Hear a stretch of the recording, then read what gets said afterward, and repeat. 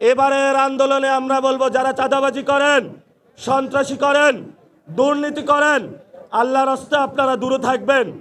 আন্দোলনের দোহাই দিয়ে আপনাদেরকে আমরা চাঁদাবাজির গ্রিন কার্ড আর দিতে পারবো না। নতুনভাবে শুরু হয়েছে, অনেকগুলা মন্ত্রী হয়েছে, চাঁদাবাজির নতুন সংজ্ঞায়ন করেছে সমঝোতা। তারা আওয়ামী লীগের সাথে সমঝোতা করে, চাঁদাবাজির সাথেও সমঝোতা করে, সন্ত্রাসের সাথেও সমঝোতা করে, দুর্নীতির সাথেও সমঝোতা করে, ভারতের সাথেও সমঝোতা করে, আওয়ামী লীগের সাথেও সমঝোতা করে।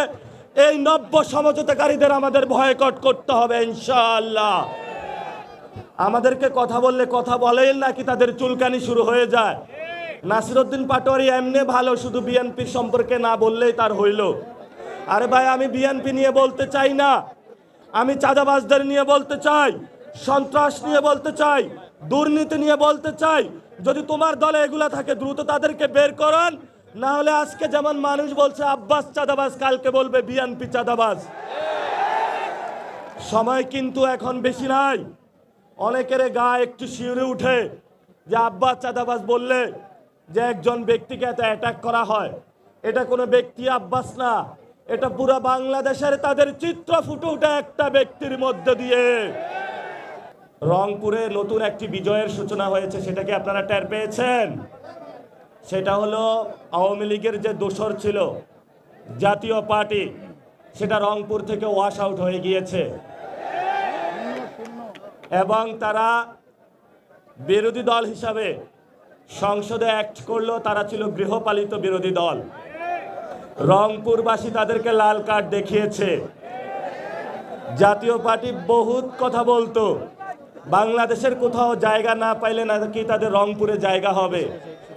রংপুরবাসী তাদের সঠিক বিচার করেছে এবং জায়গা ঠিক করেছে যে ফেসিবাদী কোনো শক্তির সাথে তারা আপোষ করবে না ইনশাআল্লাহ।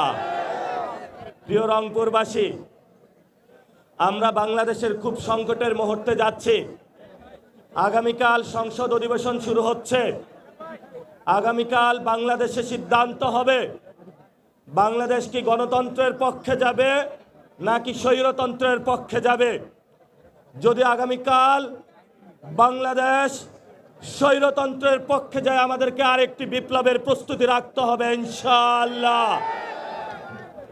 আমরা অনেক ভুল করেছি, আমরা অনেকের প্রতি দয়া দেখিয়েছি, অনেকের প্রতি মায়া দেখিয়েছি, অনেকের প্রতি সহনশীল আচরণ করেছি, ভদ্র ব্যবহার করেছি, সভ্য সমাজের সূচনা করেছি।